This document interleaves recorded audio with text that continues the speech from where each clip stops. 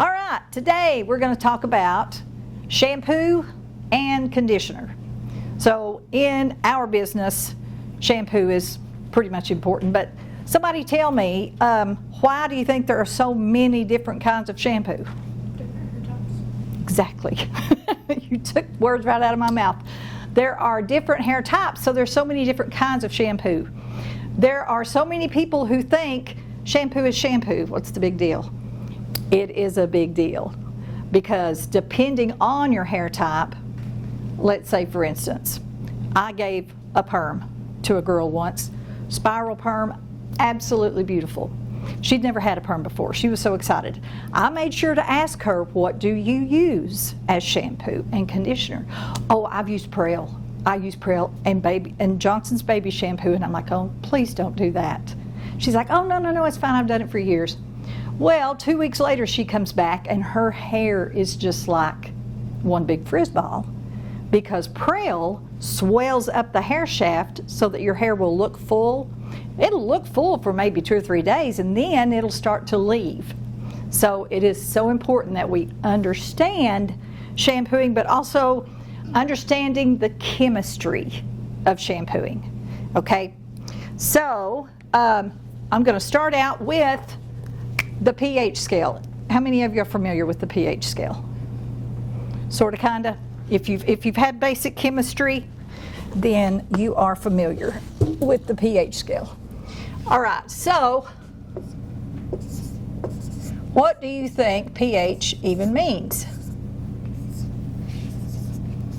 Please do not laugh at my handwriting. It is terrible. Sorry.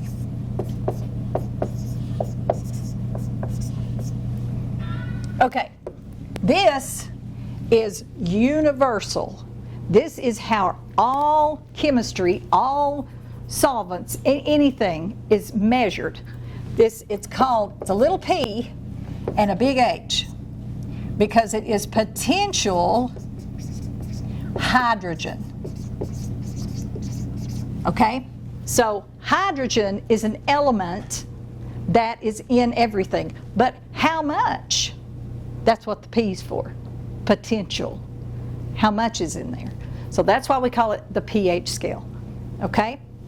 So to start out with,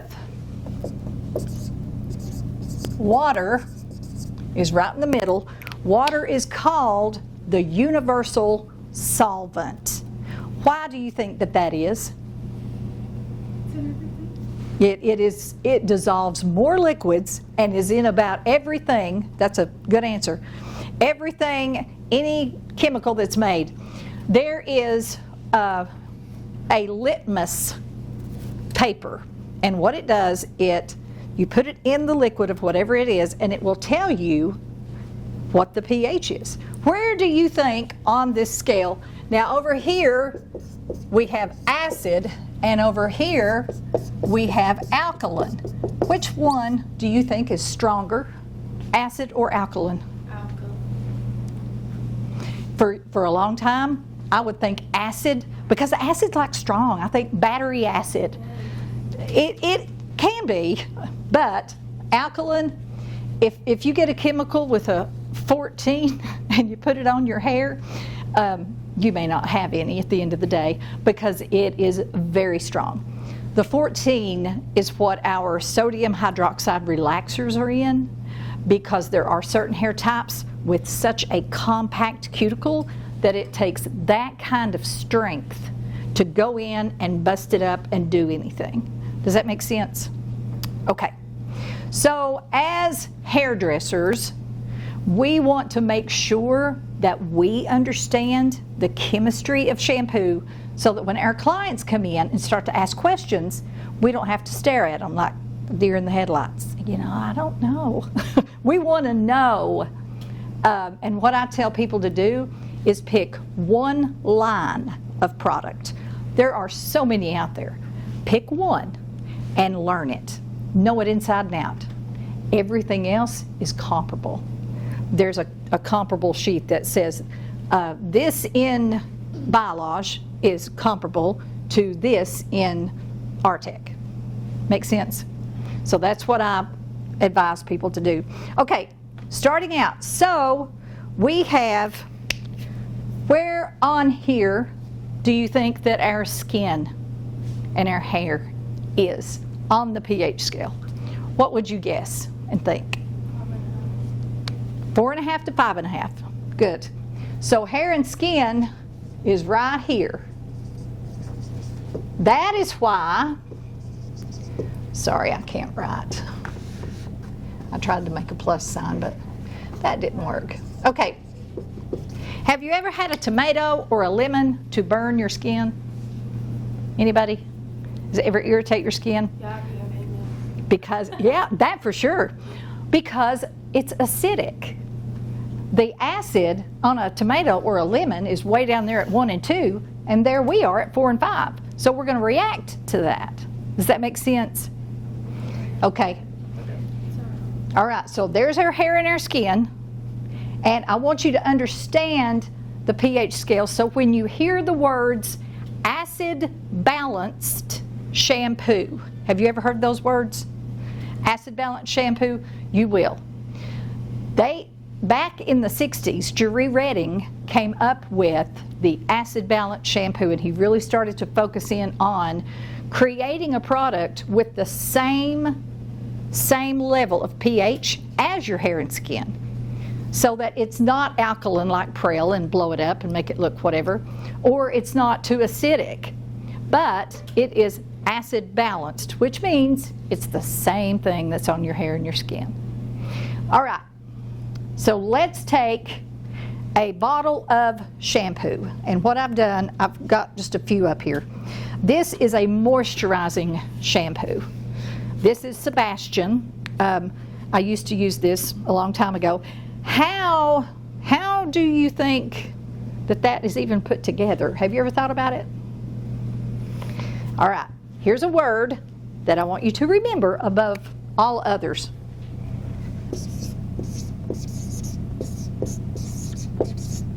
Surfactant. Surfactant. The surfactant molecule is what makes shampoo do what it does. It is a surface acting agent. Yes, if only I could write. How nice would that be? A surface acting agent. What does that even mean? All right, this is a surfactant molecule. I'm going to draw one for you. He won't have eyes and nose and a mouth, but he is kind of cute. All right, he looks like a little teardrop. That is a surfactant. That is what makes shampoo do what it does, and I'm fixing to explain that to you because I don't want to confuse you. All right, you've got the head and the tail of a surfactant. So what this thing does in shampoo is the head goes toward the water and the tail goes toward the oil. It will get the dirt and roll it up, and then the water rinses it away. That is how shampoo works. That is basically the chemistry of shampoo. There is a surfactant molecule with a head and a tail, and I'm going to write those words up there. I just didn't want to confuse you because sometimes words are so big and we get lost in them when it's very simple. The head loves water and the tail loves oil. I just think of it as, this is called lipophilic. I just think liposuction. I get liposuction in my tail. That's how I remember that, okay? So lipophilic, it is oil loving, dirt loving. So it's going to go toward that oil and dirt, grab it, wad it up in a ball, and then this is hydrophilic, hydro meaning water, and that is going to find the water and it's going to roll up in a little ball and rinse it away. That is how the chemistry of shampoo works. Does that make sense? Have I confused anybody? Okay? Don't let the big words knock you out. It's just liposuction, oil, philic. lipophilic and hydrophilic, water loving and oil loving. Make sense? All right. Okay, so this is a surfactant molecule. This is what it does. Water is also in there. But what about, have you ever seen substances that you got water and then you got oil?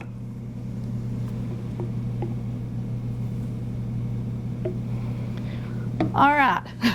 Do you see that? Those little fellas, they do not like each other because they don't have a binder. There's nothing in there to help them come together. So they are an immixable or immiscible substance. You will hear that word throughout your book. Immiscible and miscible. It only means not mixable and mixable. Okay? Just to break it down and make it easy. So what in the world do you think that we got to do to make these two work together? Other than yell and scream at them, which does nothing. Anybody? What do you gotta do? What do we got to do to make this what we would call an emulsion or one substance? Because right now there's two. It's an immiscible substance. What should we do to make it a miscible substance? What does it need? Yes. What does it need? It needs a surfactant molecule. So if we put a surfactant molecule in this, we're going to create an emulsion because this is the binder. Without a binder, the unstable substance is going to be unstable. But once we put in a surfactant, hello, then guess what we have? An emulsion. We have one substance that is all together once the suds settle down. See how that brought all of them together? Because it acts as a binder. Forget the suds. The suds are going to be there because I've shook it up and added oxygen. Okay? So that binder made that an emulsion. So that is like basic chemistry of shampoo. It's important that we understand what we're doing to our clients other than just, yeah, I'm going to use this. I don't know where it come from. I don't know why that looks funny. We want to know you are smart or you wouldn't be here. Anybody ever tell you that hairdressers are not real smart? Oh, you can do so much more with your life. Have you ever heard that? Unfortunately, I have. There is so much in this industry that we can do, and there's so much we have to know. We have to know chemistry. We have to know anatomy. We have to know electricity. We have to know so much, but we can because we're smart, and we're going to take that out there and we're going to help people with it. Our goal, other than make a living, absolutely, it is we have the unique opportunity of sitting behind that chair, and that person that we're responsible for, we can make their day better. We can help them to feel better about who they are. That is a big responsibility. It's a big deal. And we're not just there, maybe you are. I'm not just there for the money. I'm there to help people. Because you see people, our slogan at work is, arrive beautiful, leave knowing it. Because I took a before picture of a girl before we did anything to her, and then I took an after picture, and her countenance was like she was a different person. Because she's like, oh my gosh, I can't believe my hair would do that. And there was confidence that came. And that's a big responsibility. We are also psychologists, but we have to be careful about the advice that we give. We are therapists because people will pour out their soul to you. Just saying. But we have to be very careful of what comes out of our mouth. So we want to let them know we're there for them, but we want to keep it as professional as we can, but let them know we're in their corner. Okay? All right, moving on. Sorry, I get a little sidetracked. Yes, this is now our emulsion. This is going to be a really oily shampoo, but it is now a shampoo because I've added a surfactant molecule. This is a clarifying shampoo. It is one of two parts. There's a second part that comes with it that comes back in to moisturize. But what is a clarifying shampoo? What does it do that other shampoos don't do? It clears all the oils, dirt, dandruff, right? Yes.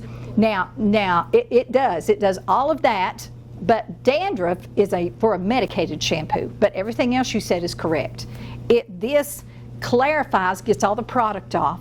The acidic level of this is a little bit more acidic, but the rinse that comes after it balances all that back out. But understanding the different types of shampoos can help us know what's going to be best for our client. Make sense? So you've got a clarifying shampoo, you've got a moisturizing shampoo. So both of these have surfactants. This is going to have a little bit more oil, protein, keratin. This is going to have more good stuff than this because this is one of two parts. All the goods come after you rinse this out in this system. It's also so important to read the manufacturer's instructions because they're going to tell you this is what you need to do with this product because they made it. So always read the manufacturer's instructions no matter what. All right, here we have a sulfate-free. Pravana is awesome. Mondo is awesome, but I'm not allowed to tell you about them. So I will not. But Pravana, this is another sulfate-free, which just means there is no sulfur in it. It's also a clarifying shampoo. Okay? There's different kinds. Clarifying, moisturizing, protein building, so many different types of shampoo. And the one that your clients will love you for, especially if you've just done a highlight, this is the color enhancing shampoo. Redken does make, and I think Artec also, they make shampoos that are red, brown, blue, because if you're a redhead and your red fades, that shampoo that has a color in it that is only temporary. It's only there until you shampoo it out, but it is there. If I shampooed my hair with this right now, you could call me the little blue-haired woman because it would be blue because my hair is so light, it's going to grab that. But then it would shampoo out. So your color enhancing shampoos, moisturizing shampoos, and clarifying shampoos. It's just important to be aware of the different types and what they do, okay? And I'm just hitting the high points here because I really wanted you to understand the basics of chemistry behind what that shampoo does. So when you come to chemistry, when you come to that chapter, it's not as overwhelming because, pH, potential hydrogen, how much is there? Hydrogen's just an element. We're just learning where everything is on the pH scale. So hopefully at some point I can bring in some litmus papers. I will have you all bring in items from your house like maybe some tomato juice, lemon juice, maybe even the shampoo that you use, your hand lotion. And we will test all that and we'll see where it is on the pH scale, just so that you'll know, okay? All right, so moving on quickly because I know I don't want to take up too much time. All right, with conditioners, basically all that conditioners are, because you're going to put them in and rinse them out, they are just like emulsions. They have protein, they have keratin, moisturizers, things that are going to help to rebuild your hair. Now the leave-ins, there's also the leave-in conditioners that you don't rinse out. They're like detanglers. You just want to be careful that there's not a lot of paraffin in there, because companies can make paraffin in their products that make them go farther. The first 2 or 3 times you use them, well, my hair's so shiny and I can comb through it so easy. And then 2 weeks later it's like, why is my hair so dull? Dang, it's tangly. It's because the paraffin didn't leave. It just hung around, and now you need a clarifying treatment. Okay, so that, just be aware. Always read the ingredients. Read the ingredients, and if water is the first thing, that's a good thing, because you want, ingredients are listed by how much is in there. There's more water than anything, okay? The next amount that I have is this much, okay? Then I have just a little bit of this. That's how things are listed, by the quantity of what's in there. All right, does anybody have any questions about anything? I had switched from Dove to Native, and ever since I've noticed my scalp dried out quick. Really? Yes, and I don't know what happened. I was like, because then I tried to go back to Dove, and it still wasn't fixing nothing, so now I've been using Head and Shoulders in hopes to... Okay, I am going to give you some advice. Okay. All right? Head and Shoulders, and I'm glad you brought that up. Head and Shoulders is a dandruff, a medicated shampoo for your scalp only. Okay. All right? Your hair may enjoy Native or whatever else that you use, but I recommend that, I tell my clients, put your Head and Shoulders or your medicated shampoo in a color bottle with a tip.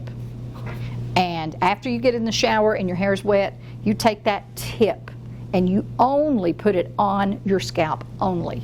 Take your shampoo your hair like you normally would, and rinse it all together. Okay? Because our scalp needs and our hair needs are 2 completely different worlds. I have a lady who has an extremely oily scalp, but her hair, see, is very dry because she has color after bleach after color after bleach. So we have to be very careful with that balance. All right? But try that. I'm looking at your blonde hair and I'm very concerned because I don't want Head and Shoulders on there. The medicated shampoo, you've got a pH of about 12. And down here is your hair before it's bleached, okay? Before it's lightened, before it's lightened. So keep that in mind and try that. Okay. All right? Anybody else got questions about anything? Was this helpful? Yes. What's your go-to brand for everything? My go-to brand, that's an easy one. Mondu Verde. I have used this for 5 years, and it is all that I use. Why can't you tell us that? I can't tell you about it because the school can't get it. Janie don't want you, and I understand. It's like a mama not wanting you to know all about it because we can't obtain it through here. We can't use it here. I do sell it in my salon. I am not allowed to sell anything at school, nor do I want to do that. I do bring it in for my high schoolers, but she asked me my go-to brand, and so I had to share. The whole system is phenomenal. I'm their educator for all the hairdressers in East Tennessee that use it. There is a man in Rockford, Illinois. He's 85, and he came up with all this. And my husband and I went, toured his lab, his clinic, and he gave me classes, free classes. And I have never used anything like it. But I also support everything else that's used and will tell you all about it. But personally and as a business, that is my go-to. Yes? Do you have a least favorite shampoo? Oh, I have several. My least favorite shampoo would be Prel, Johnson's Baby Shampoo. Even for babies? Even for babies. Oh, wow. Yes. That's exactly what I use for my kids when they were Okay, if they have Cradle Cap, what they call Cradle Cap, tea tree oil shampoo. It is very interesting that the ingredient in Johnson's Baby Shampoo that keeps their eyes from burning will deactivate a perm. This is a true proven thing. I learned this in like 1982 when I was doing a lot of perms. And they told me that at work, and I'm like, y'all are on drugs. Ain't no way. Because this is supposed to help. They're like, nope, this is, and talk to a chemist, yep. Because for whatever reason, it deactivates the ammonium thioglycolate, which makes the curl a curl. It will deactivate whatever it is that it's done. So, but why it doesn't burn a baby's eyes, I have no idea. But that is very true. Very true. Well, Anybody else? Questions? Yes? I know a lot of shampoo, it will say tear-free, but it actually means tear-free, and it's a scam. I can believe that. I can absolutely believe that. Google it, I swear. I believe you. Oh my, I can believe it. Anybody else? Questions, comments, snide remarks, anything? Okay, I used to use body wash, but then I felt like my hair was falling out really bad, so I stopped using it. And I started using, what is that red bottle, the big? Big Sexy? Yeah. Yeah. But like, look at my hair. It has like no life. Okay.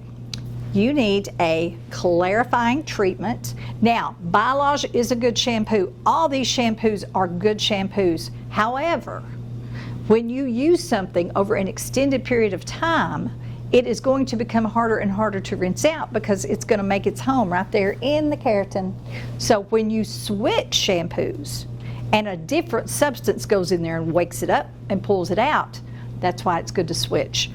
This and the Special Care, like these two, I have my clients switch out with them because the Special Care can do the same thing because it is a moisturizing shampoo. But I would recommend a clarifying treatment and then a moisturizing treatment to pull everything off of your hair that you couldn't rinse that out. And it takes a special substance to go in there and pull it out and then put the moisture back in. And we can discuss that when we're done. Okay, I can do that. That's what I do. I love that. Okay, anybody else? Questions? Thoughts on exfoliating the scalp? Okay, I like the way you think. Exfoliating the scalp is going to be like how often should you shampoo? That is as often as you feel is necessary. If you feel like that there's something funky going on up there, maybe I need to exfoliate it. Just like you would your skin. And to do that, you would just use a medicated shampoo depending on what your scalp is doing. And as hairdressers, we cannot diagnose, but we can recognize. Did I tell y'all about the lady that had the spot on her neck? We'd just come from there, so I can't say, hey, you have this, but I can say, go to the doctor. It appears as though the same with scalp conditions. You're going to have a lot of kids that come in with cradle cap. My daughter uses Happy Cappy. I haven't the slightest clue what that is. I tell her to use tea tree oil, but my kids are going to do what they want to do with their kids. So I have to just sit and smile. But anyways, no, they're great. They're awesome. But I would just do things differently. There is a small child outside. Oh, good, we have background music. Okay, anybody else before we shut her down? You have that look of longing in your eyes. No? How often do you shampoo? You shampoo as often as you feel is necessary. Me, twice a week. The dirtier my hair is, the better it does. But I am also older. The older you get, the moisture just goes away. So I can get away with that. I couldn't have done that in my 20s or 30s. But once I hit 60, I could probably do it one day a week and it would be fine. My skin and hair is so oily, I could not do that. I understand. When I was your age, mine was the same way. What about dry shampoo? I've used dry shampoo in the past, but then I quit using it in between because it does build up a lot. So It would can. you need to just use clarifying? You would. You would. I agree with certain dry shampoos because they can help to go in there, and they have the same kind of molecule. It's just there's no water associated with it. They just go in there and roll it up, and your brush becomes your water. Just make sure you brush it out because it's working. It would be like putting shampoo on your hair and then leaving it. So the whole purpose of a dry shampoo is to remove it. It is working and doing its thing as you brush it out. So don't just put it on there and leave it like a gel or a mousse. You want to brush that stuff out. And as you brush, you are brushing oil from your scalp down into your hair. That is actually good for your hair, but depending on your hair type and your brush, it can also be damaging. So you just need to be careful. All right? Yes? I've heard pregnancy can change the pH of your scalp. Absolutely it does. Pregnancy changes everything because hair is made from, underneath your scalp, think about a sea. And there's little tiny hormones and they're all swimming. That's literally what's happening. And one of them comes up for air and pokes through the ceiling, that's a hair follicle. Now, all that is hormones. All hormones. Hormones make all that happen. So with that hormone imbalance, there's going to be really different things happening with your hair. I've had women lose the majority of their hair and it come back curly. I could never get a perm to take in this area when I was pregnant, and I used to get a perm every 3 or 4 months. But when I was pregnant with my kids, this hair, it was straight as a stick. It just wouldn't. I don't know why. Hormones. But pregnancy affects everything. I had a chick who I could feel of her hair and tell, you're pregnant. You are pregnant. You need to go and get a test. But there are things that you can tell, it's a different kind of coating. All right. Thank you guys for your attention. I hope that I've covered enough for you today. This is help? Yes. All right. Thank you very much.